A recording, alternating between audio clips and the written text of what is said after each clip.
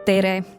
Rõõm, et oled asunud kuulama Eesti Noorsooteatri taskuhäälingu 11. saadet. Siinses saatesarjas vestlevad erinevad teatritöötajad saatekülalistega loomingust, oma kutsumuse leidmisest ja selle hoidmisest ning mõtestavat elus olemise ilu. Avame ja analüüsime teemasid, mis haakuvad noorsooteatri igapäevase loominguga ning avavad laiemalt meie teatri loomingulisi tegevusi ning eesmärke. Noorsooteatri taskuhääling püüdleb selle poole, et pakkuda argipäevas inspiratsiooni, julgustust, analüüsi ja mõttekaaslust nii noorele kui ka täiskasvanud kuulajale. Selles episoodis tuleb juttu lavastusest Alice Imedemaalt ning kõlavad Nukuteatri muuseumi teatriringi õpilaste Irene ja Melissa muljed nähtud etendusest.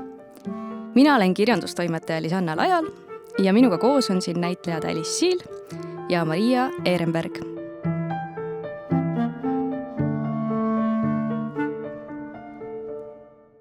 Alustame täitsa algusest. Me oleme praegu Eesti Noorsooteatris, aga varem on see teater kandnud palju erinevaid nimesid. Millal teie selle teatriga tutvusite? Ma ei ole täiesti kindel, kas ma ise seda mäletan, aga mu ema on mulle rääkinud, et võib-olla esimene kord, kui ma siin käisin, sain ma isegi lausa väikese trauma. Et käisin vaatamas mingit lavastust Roosast põrsast. Ja see oli olnud minu jaoks päris hirmus ja ma olin hakanud nutma ja tahtsin siit ära minna. Selline algus. Ma loodan, et Alice'il oli veidi kergem. Jaa, mina väiksena ei sattunudki siia teatrisse. Ma olen Rakverest ja Tallinnasse väga palju ei jõudnud. Aga esimest korda ma vist üldse käisin siin majas, kui meil oli rebaste rets ja siis mind saadeti siia ja siin tehti igasugu põnevaid asju meiega. Ja sellel samal korral mind toodi ka siia samma, kus me praegu oleme, siin stuudiotoas. Nii et käisin esimesel korral ka stuudios ja siis ma mäletan, et me pidime mingisugust asja esitama siin, kas me laulsime midagi või, aga väga lõbus oli.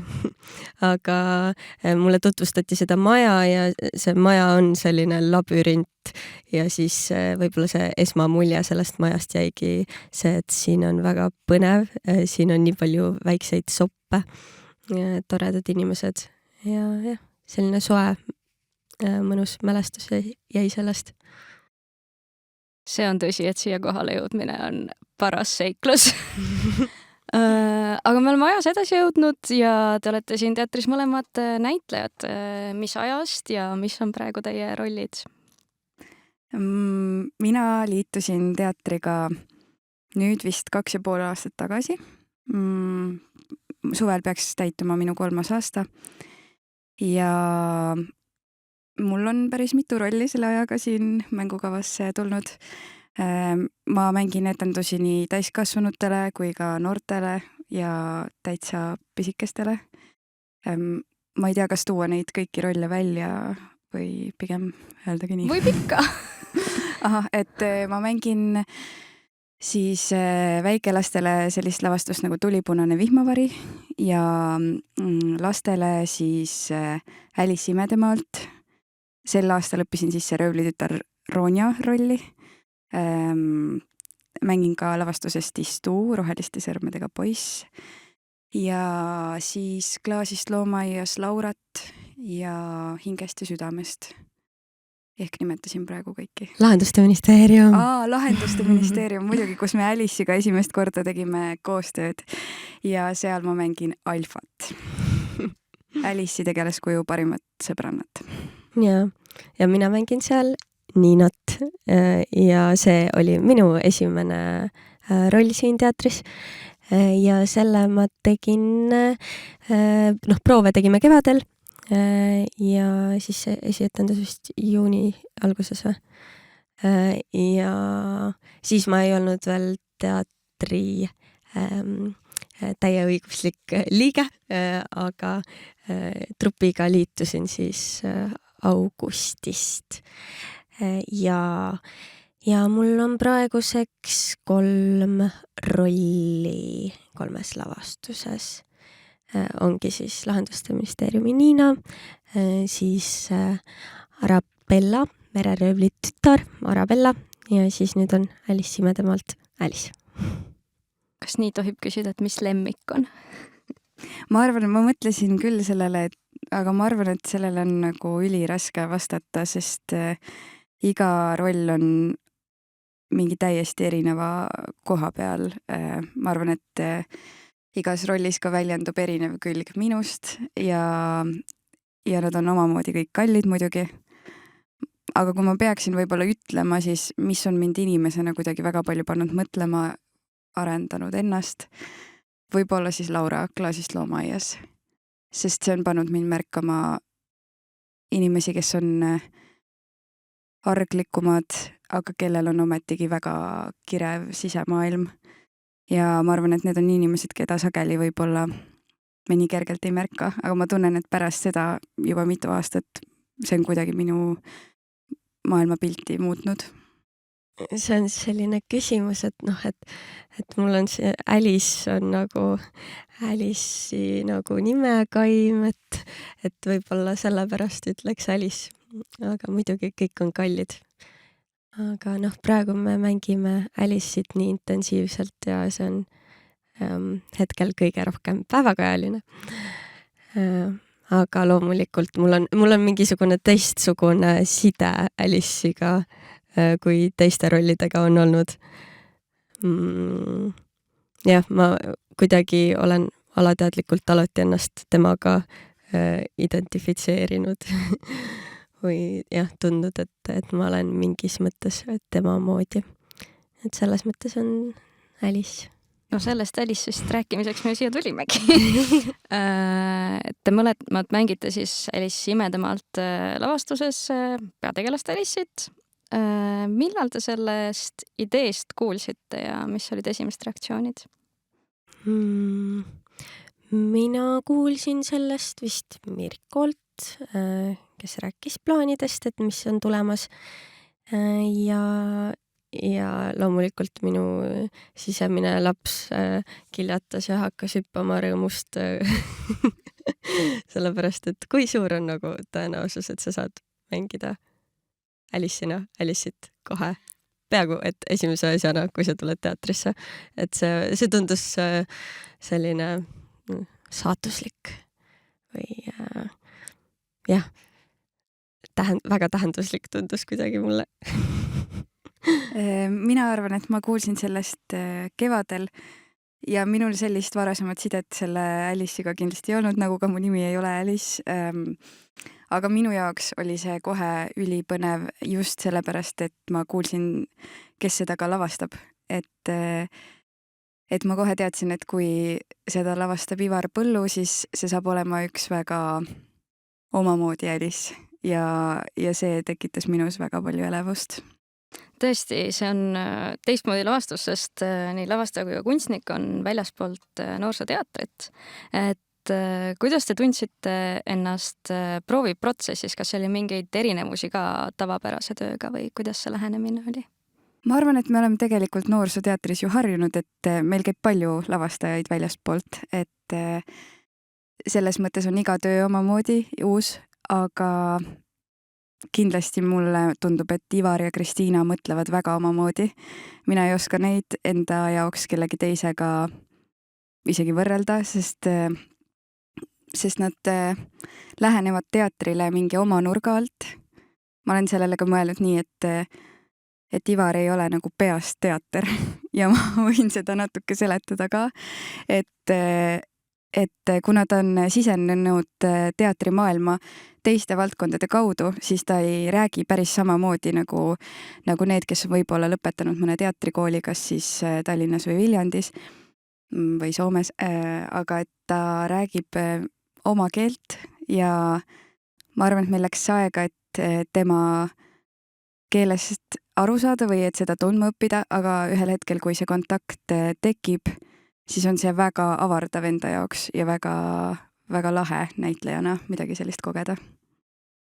Mul oli veel selline kokkusattumus, et ma suvel tegin kaasa Hungerburgi projektis, mida siis Tartu Uus Teater eest vedas ja siis mul oli üks põgus kohtumine Ivariga, et ma tegin seal ühes nendest projektidest kaasa üks-ühele.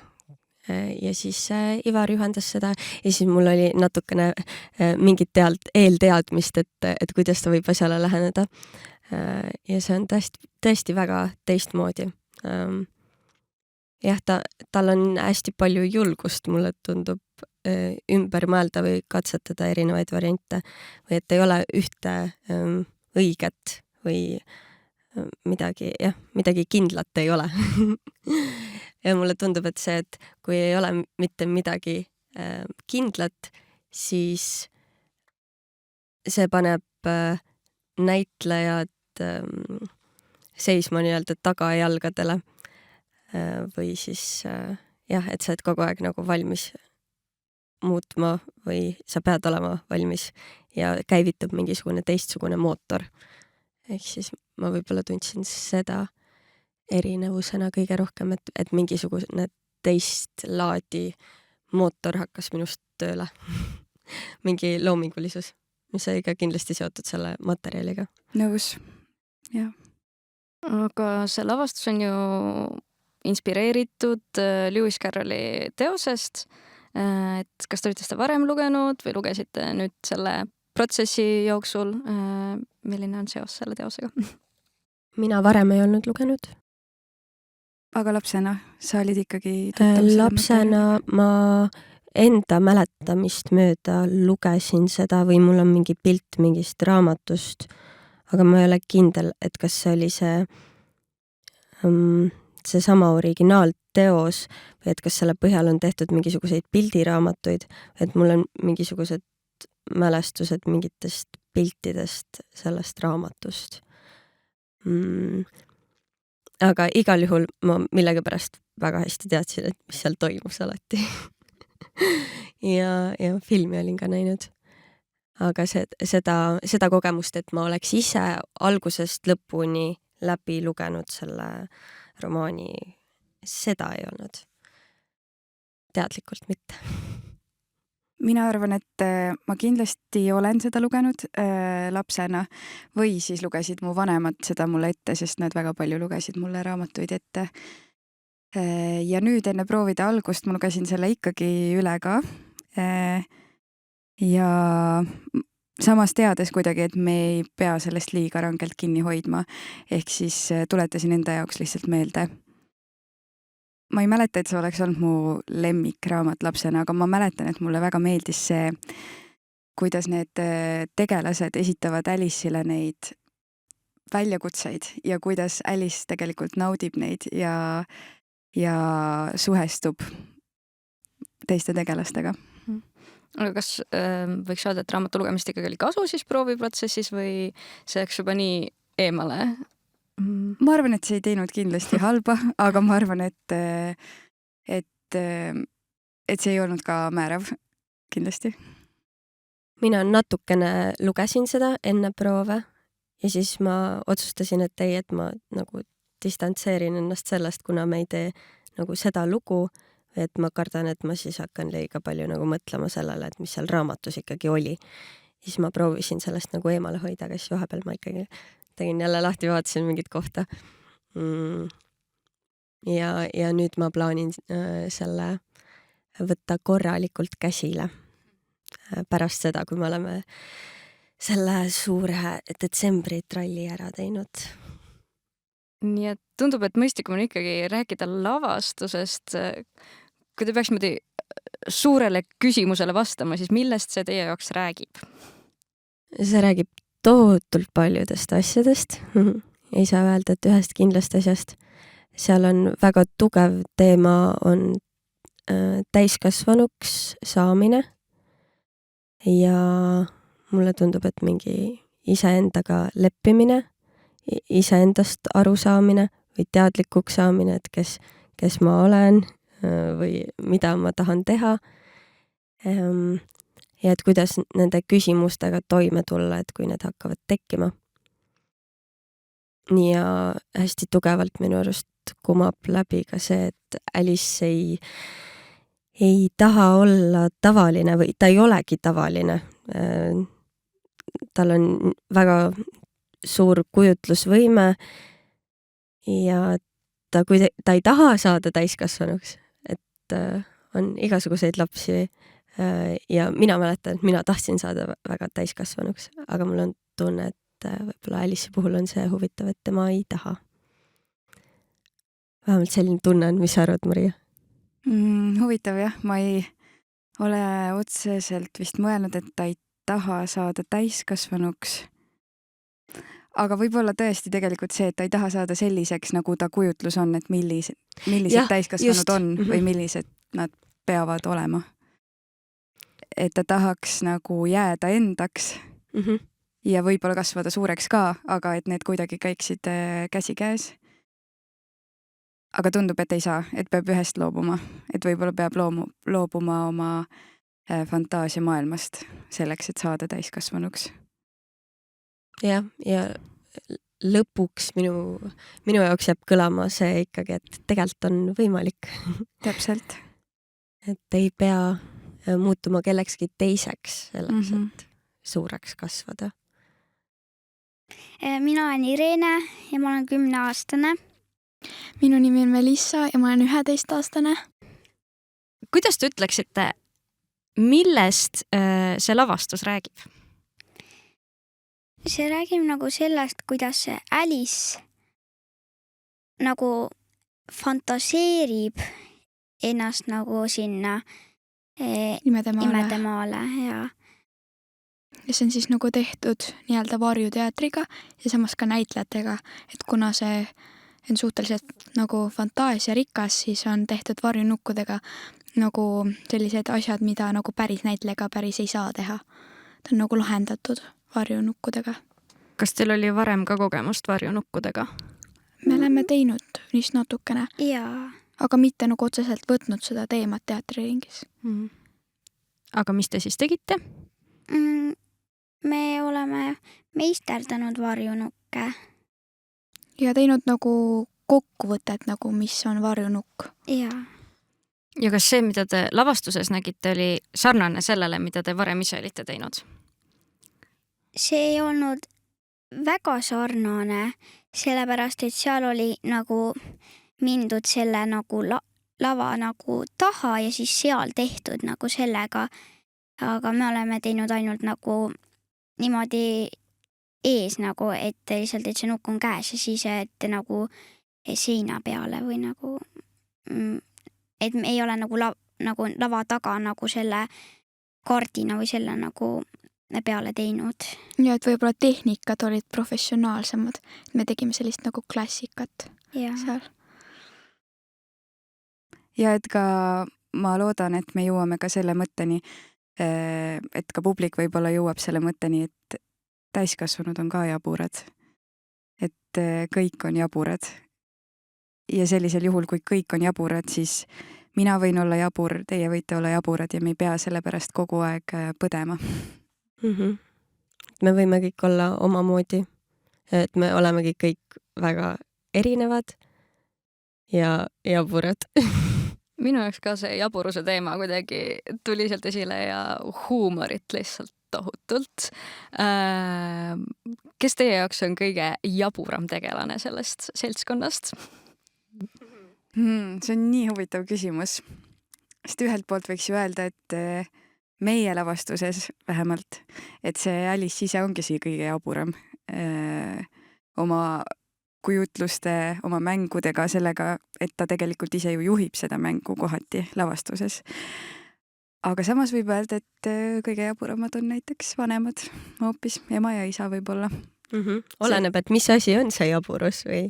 Jah, võib-olla oma jaburate küsimustega, et mis sulle meeldib ja kes sa oled. Võib-olla see on hoopis jabur. Jah, et kas jaburad tegelikult on need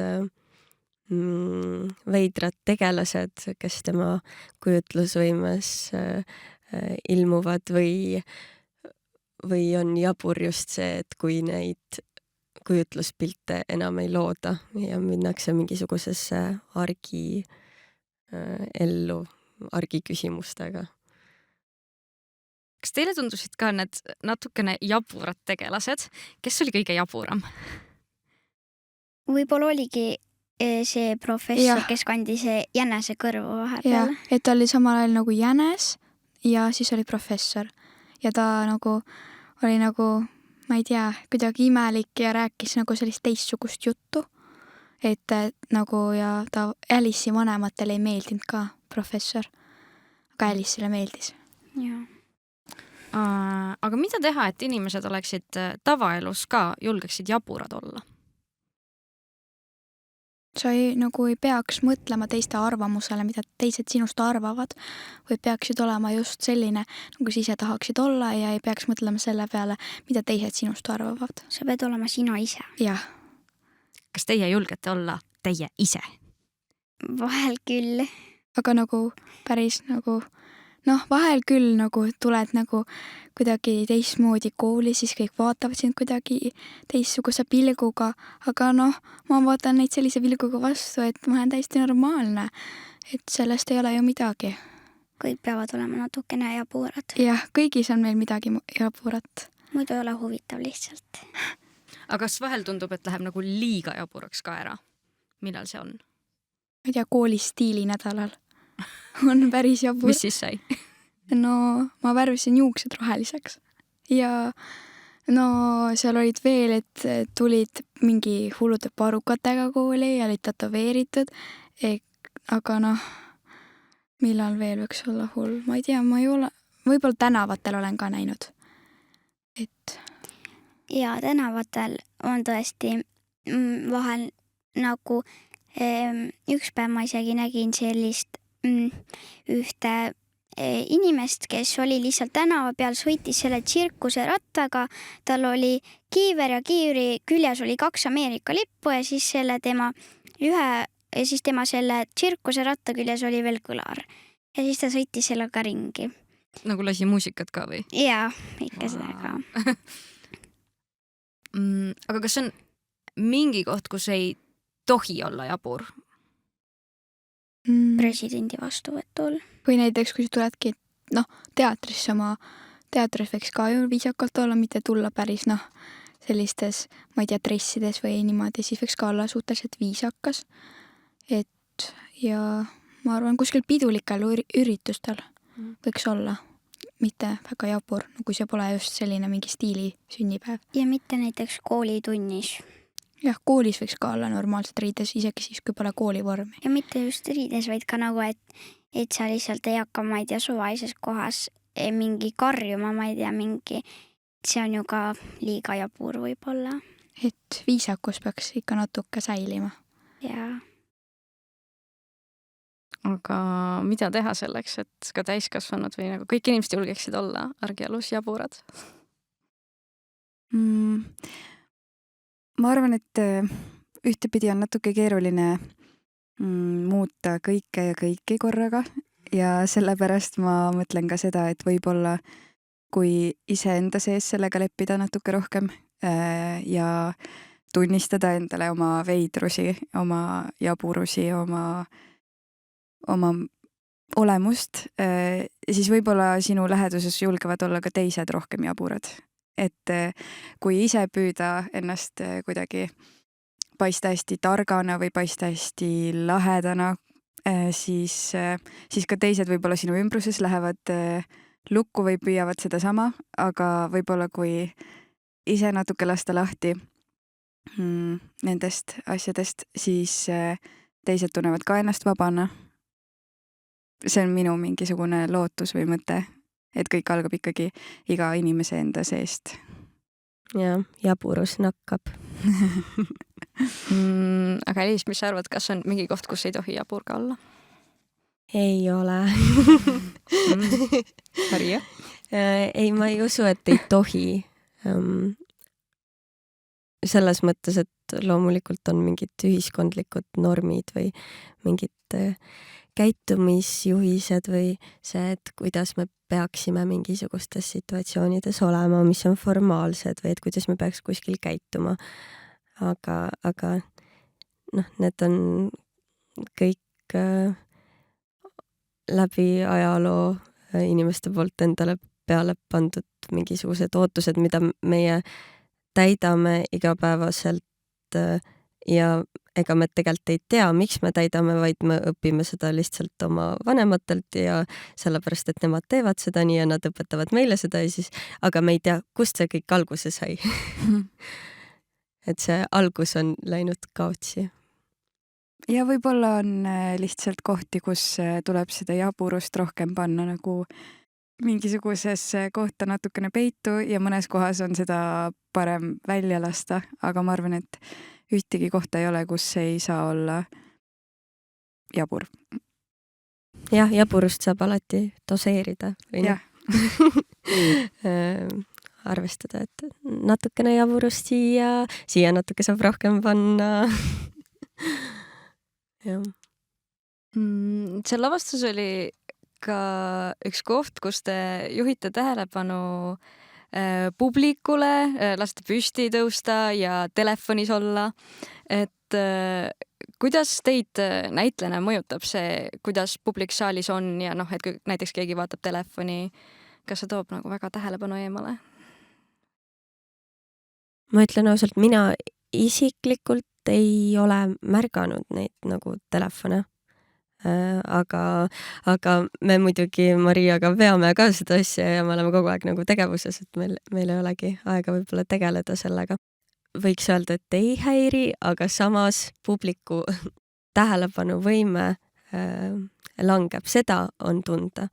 Ehk siis see on see, mis hakkab mõjutama mängu ja selles mõttes on teater ikkagi nagu koosloome kunst selles hetkes ja me loome seda koos publikuga.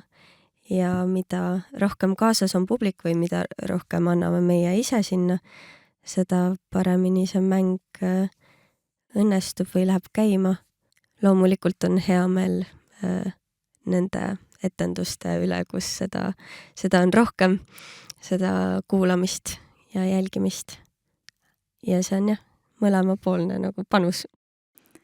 Ja mulle tundub, et selle lavastuse puhul on veel ka huvitav see, et kui lapsed ja ka täiskasvanud suudavad mõneks hetkeks lasta lahti sellest, et kõigest peab aru saama või kui nad ei saagi kõigest aru, aga mõtlevad kaasa, siis see on väga lahe tunne ja meie tajume seda laval ka.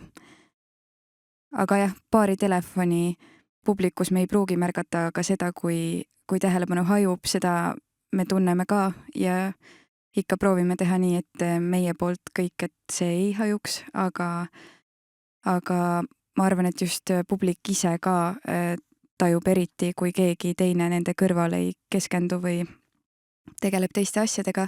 Võib-olla mõni vanem isegi, kes on lapse toonud, mõtleb, et ise ei vaata, siis ma arvan, et seda on küll natuke tunda. Aga eks see on lõppude lõpuks igaühe enda vastutus ka. Aga kas sellel etendusel, kus te olite, publik oli jabur või tavaline? Tavaline vist. No vahepeal nagu publikus nagu küsiti vaata mingid küsimusi, siis nagu publik, eks öeldi tere, et nagu ma ei ole varem nagu sellist nagu näinud, et nagu see näitlejad tutvustasid ennast alguses näitlejatena ja siis nad läksid nagu tegelaste rolli. Eks ma ei ole seda varem näinud ja siis nagu rääkisid inimestega nii-öelda juttu, et sai öelda tere ja nagu see võib-olla oli natuke teistsugune kui tavaliselt. Aga ei saa öelda ka, et see oleks nagu väga nii jabur, et seda ei peaks olema, kuna minule tegelikult väga meeldis see. Näiteks seal on ka niimoodi, et seal on et see, kui seal on selline tuleb vahepeal paus ja siis see üks ütleb, et tehke, et ringutage ja vaadake oma telefonisõnumid üle. Et suhtlevad publikuga, mis on loob kontakti, et see on just lahe. Aga ma ütlen, see on teistsugune, aga see ei ole jabur otseselt. Ja publik oli, minu arust publik ei olnud nagu väga halvas mõttes jabur. Ei heas mõttes ikka, et tegi kõik asju kaasa. ja veel üks uudne asi oli varjunukkude kasutamine. Kas teil oli varem kogemust varjunukkudega? No üldse ei olnud. No, ei olnud. Kellelgi ei olnud ju. Jah, lisaks sellele, et meil ei olnud, kes me oleme siin noored näitlejad, siis ei olnud ka meie vanadel kaladel päris sellist nukkudega kogemust. Sest kõik nukud on erinevad. Varjunukkudega mõnel oli kogemust, aga mitte just sellist tüüpi varjunukkudega, sest need on veel tehtud sellest pleksiklaasist ja meil oli palju pusimist nendega, et kuidas peavad olema vardad nende nukkude küljes ja kuidas neid kõige paremini juhtida ja kus ise asetseda ja kus peab asetsema valgus, et need varjud oleksid õige suurusega ja käituksid õiget moodi. Et see oli väga huvitav ja täiesti uus töö minu jaoks. Ja lisaks need kõik varjunukud, mis meil seal on, võivad tunduda samasugused, aga nad on kõik natuke erinevad, erinevalt juhitavad. Mõnel on rohkem vardaid küljes, mõnel vähem. Mõnda juhid sa tagant, mõnda kõrvalt, et see spetsiifika on ka väga erinev iga nuku puhul. See on äge. Nii et põhimõtteliselt proovisaalis hakkasite otsast minema ja õppima kogu seda? Põhimõtteliselt me hakkasime leiutama, mulle tundus.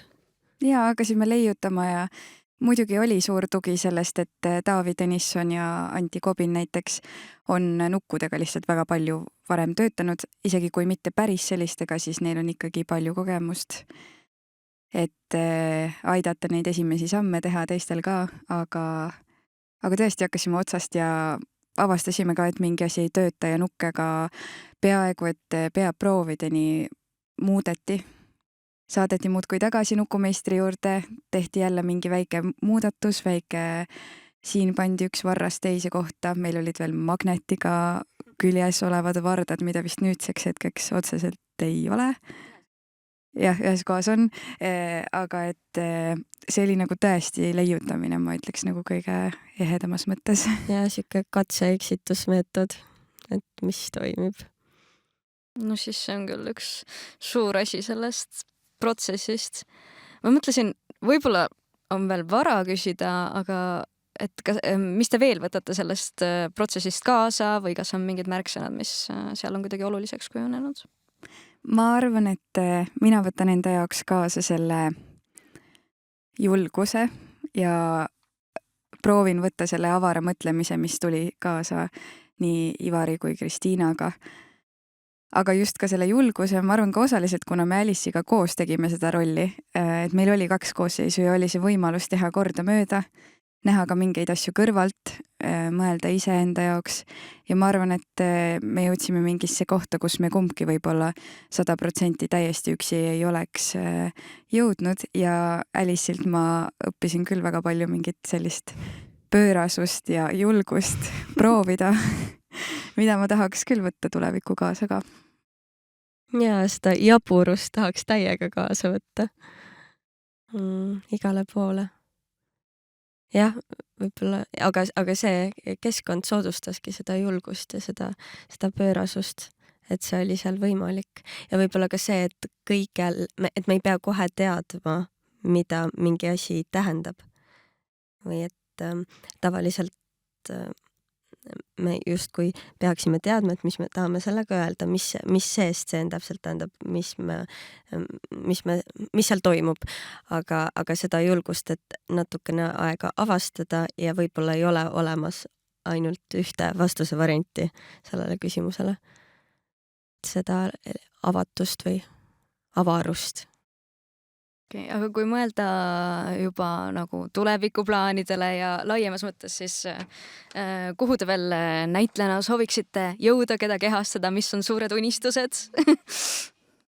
Minul sellist nagu rollisoovi ei ole. Siis ma mõtlesin, et seda küsimust on ikka vahest küsitud ja siis mõtlesin, et alati ma olen nagu leiutanud midagi.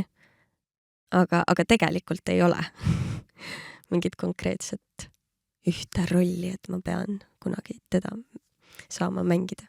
mul vist ka ei ole, ma tunnen, et on kindlasti palju rolle või veel, millist ma veel ei ole teinud või nii, aga et see, ma ei oska seda niimoodi ühe näidendi või rolli järgi kuidagi öelda, aga et õudselt palju on inimesi, kellega tahaks kokku puutuda veel.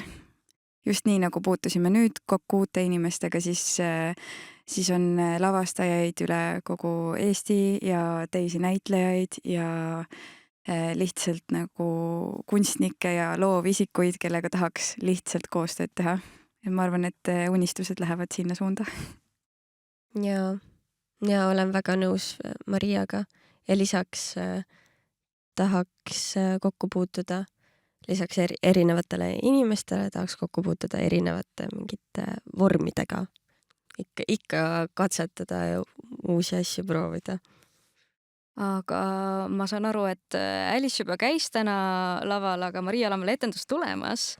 Et kas teil on midagi siia saate lõppu veel lisada, kas lavastuse kohta või lihtsalt mõni tore jõulusõnum? Ma tahaks tänada kõiki, kes on meie etendusi vaatamas käinud selle eest, et nad on meiega koos mänginud, sest siia ei ole otseselt kaasav teater selles mõttes, et keegi ei pea tulema lavale. Ma arvan, et ma seda võin igaks juhuks öelda, aga meil on siin osad, kus publiku kohalolu ja kaasamõtlemine on väga olulised ja see on osad isegi jalust rabanud, kui lahedalt lapsed ja kogu publik meiega kaasa tulevad ja selle eest me oleme väga tänulikud. Ja see on väga oodatud. Aga siis suur aitäh teile ja palju mängulusti edasiseks. Aitäh! Aitäh! Kuidas teile meeldis muusika, kas te sellele pöörasite tähelepanu? Mulle meeldis väga see koht, kus kui Alice hakkas minust suuremaks või väiksemaks, siis see muusika seal oli, tegi seda nagu veel põnevamaks, nagu palju põnevamaks isegi. Ja kui olid sellised muutumised Alice'iga, siis olid efektiks siis pandud muusika ja siis muusika minu arust aitab efektidele palju kaasa. Ja väga huvitav oli see, et ei olnud kasutatud mitte ainult tavalisi pille, vaid ka näiteks seda sellist pisikest nagu mänguklaverit. Ja taga oli kogu aeg see mingi mänguklaver mängis. See oli, tunduski nagu, ma ei tea, kas päriselt mängiski see klaver seal taga. Ja keegi päriselt ei, aga nagu salvestati. See nii tundus. No jaa, tõesti. Aga milliseid hetki teile veel mingit elamust pakkusid või kas oli midagi, mis pärast veel meenus päevi hiljem? Võib-olla see, kui see Alice oli nagu selle laua nagu taga ja siis seal oli see, hakkasid need asjad ise liikuma, nagu et need käed ja need asjad seal, või kui ta üritas neid kätte saada, need läksid minema nagu. Või kui see kass nagu, või see värviline kass, see oli ka meenus, et see oli tore. Et mulle meeldis see, et see kaamera oli pannud laua alla ja siis tegelased käisid seal laua all. Ja siis Alice'il oli seal laua all, nagu tundus, et seal ta oli nagu jänese urus või kuskil peidus. Oli selline missioon, et tal on vaja see jänese nagu kodu nagu teha mingit segadust ja siis oli nii lahe, näitas samal ajal nagu Alice'it sealt laua alt ja siis näitas neid teisi tegelasi. Et nagu mulle nii meeldis, et muidu Alice'it poleks üldse näha olnud, aga siis oli just sinna kaamera pandud. See oli nii lahe lahendus, et näha nagu mõlemaid tegelasi laval. Kas teil on veel midagi, mida tahaks selle lavastuse kohta jagada? See on teistmoodi lavastus, sest seal on erinevalt nagu kasutatud, näiteks ongi nagu tavaliselt ongi, kui on varjunuku etendus, siis on ainult varjunuku etendus, aga see oli nagu varjunuku ja nagu näitlejate etendus, et see oli nagu oli kaks nii-öelda liiki kokku pandud ja siis oli kokku siis tulnud selline fantaasiarikas etendus. Ja mulle meeldis see, et oligi, et kõiki neid varjunukke mängisid ka need näitlejad, et kasutati ainult 3, aga tundus nagu neid oleks olnud väga palju. Ja. Ta tegelikult oli 4 näitlejat. No tegelikult 3. Ja ikka 4. Ja aga Alice nagu ei teinud teisi asju, need 3 tegid. ei, temal oli ikka see nukk ka vahepeal. ja Alice'il oli nukk, aga pigem tegid teised. No jaa, aga jah, et 4 inimesega saab nii Tehti palju suur teha. etendus Ja ja see on nagu võimas, kuidas saab nii vähe, no nii palju tegelasi kasutada nagu ära ainult 4 inimesega. ja see oli ka huvitav, et kõigepealt vaatasin, et nagu, et kui tulin saali, siis vaatasin, et on lihtsalt mingisugune hallikas, mingisugune sein, kus on mingi raamatud ja siis mingisugune vanaaegne see laud, aga sellest oli nagu, et juba sellest sai nii palju selliseid seiklusi nagu. Ja kuna see sein oli nagu, et sinna peale lasti varjunukke, siis sinna lasti vahepeal valgust ja siis need valgusefektid olid päris lahedad seal seinadel. Jaa.